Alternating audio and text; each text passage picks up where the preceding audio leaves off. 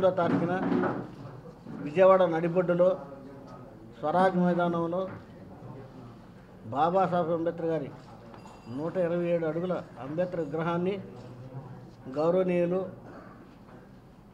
Role model of Indian youth Jaganmohan Reddy garu ఆవిష్కరించున్నారు. ఈ కార్యక్రమాన్ని విజయవంతం చేసే కార్యక్రమంలో భాగంగా రాష్ట్రం అంతా పర్యటిస్తూ ఈ రోజున వైఎస్ఆర్ కడప జిల్లా రావడం జరిగింది. ఇటువంటి మహోన్నతమైన వ్యక్తిని ఈ కార్యక్రమాన్ని దయచేసి ఎవరో పార్టీలుగా గాను కులాలుగా పరంగాను వర్గాల పరంగాను చూడొద్దు. అంబేద్కర్ గారు అందరూ వాడు. నేను కోరుకునేదంటే ఈ కడప జిల్లాలో వైఎస్ఆర్ కడప జిల్లాలో అందరూ లక్షలాదిగా తరలి వచ్చి ఆ కార్యక్రమాన్ని విజయవంతం చేయవలసిందిగా కోరుతా ఉన్నాను. ఒక ఎస్సీ మా దగ్గరికి అనేక మంది వందలాది పిటిషన్లు వస్తున్నాయి. నేను వెంటనే రెస్పాండ్ అయ్యి డైరెక్ట్గా సంబంధిత అధికారులకు ఇప్పుడు కూడా చేశాను.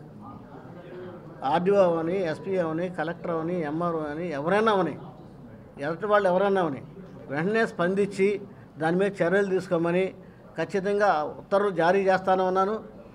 మ్యాక్సిమం చాలా వరకు పరిష్కారం అవుతున్నాయి. అన్నీ అవుతున్నాయి అని కానీ నేను చెప్పలేను. మేము అంబేద్కరిస్ట్ని అబద్ధాలు ఆడతాం, మా అలవాటు లేదు, నిజాలు చెప్తాం. మ్యాక్సిమం అవుతున్నాయి. దానికి ఉదాహరణ ఇక్కడ చాలామంది ఉన్నారు. వాళ్ళు ఏ రకంగా పరిష్కరించాను, ఏ రకంగా చేస్తా. నేను ఇక్కడ సుప్రీంకోర్టు గైడ్లైన్స్ ప్రకారం 7 సంవత్సరాల లోపు శిక్ష పడే ఏ కేసులోనూ అరెస్ట్ చేయక్కర్లేదు, స్టేషన్ బెయిల్ ఇవ్వచ్చని ఒక ఉత్తర్వులు ఉన్నాయి, గైడ్లైన్స్ ఉన్నాయి, ఆర్డర్స్ కూడా ఉన్నాయి.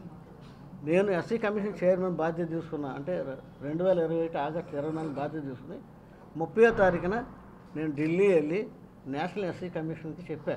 వచ్చి దీనివల్ల క్రైమ్ రేట్ బాగా పెరిగిపోయింది.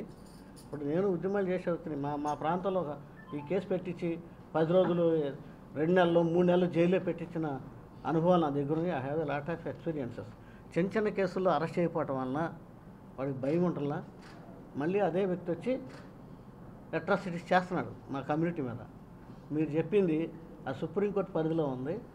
నేను కూడా దీని మీద త్వరలో మంచి కార్యక్రమం, అంటే ఆల్రెడీ చెప్పొచ్చాను.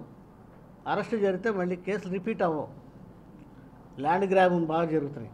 I know that.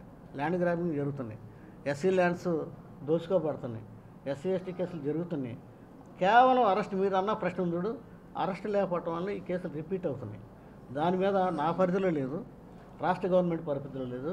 అది పార్లమెంట్లో కూర్చుని సుప్రీంకోర్టులో లా కమిషన్ ఎంటర్ అయ్యి ఈ కేసు యాక్చువల్గా according to minority being an advocate party మనిషి మాకు అప్లై అవ్వరు. ఇది స్పెషల్ కోర్టు, స్పెషల్ యాక్ట్. ఇది ఈ యాక్ట్ తీసుకురావడంలో ప్రత్యేక లక్ష్యం ఏంటంటే ఎస్సీలకి రక్షణ కల్పించాలి. ఎస్సీల మీద దాడులు చేస్తే వాళ్ళ మీద చర్యలు తీసుకోవాలి.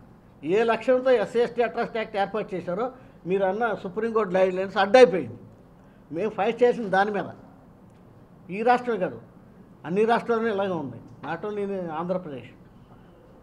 దాని మీద ఒక చర్య తీసుకుంటాకి, ముఖ్యంగా పార్టీ మనిషి ఎస్సీ ఎస్టీకి అప్లై అవ్వకూడదని ఒక చర్య తీసుకునే కార్యక్రమంలో నేను అడ్వకేట్ కాబట్టి, నేను కూడా ఆ కులానికి చెందిన వ్యక్తులు కాబట్టి మా ప్రజలు ఏ రకంగా ఇబ్బందులు పడుతున్నారో దానివల్ల కౌంటర్ కేసులు వస్తున్నాయి.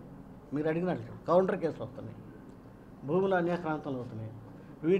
వీటన్నిటి మీద నేను తిరిగినట్టుగా ఈ రాష్ట్రంలో ఎవరు తిరుగుతా. అరెస్ట్ ఉంటే మాత్రం ఇదివరకు నేను ఒక వ్యక్తిని అరెస్ట్ చేస్తే ఆ మండలంలో మళ్ళీ జరిగాయి కావు. అరెస్ట్ లేకపోవటానికి మీరు అన్నట్టుగా ఎప్పుడైతే పోలీసుల చేతిలోకి వెళ్ళిపోయిందో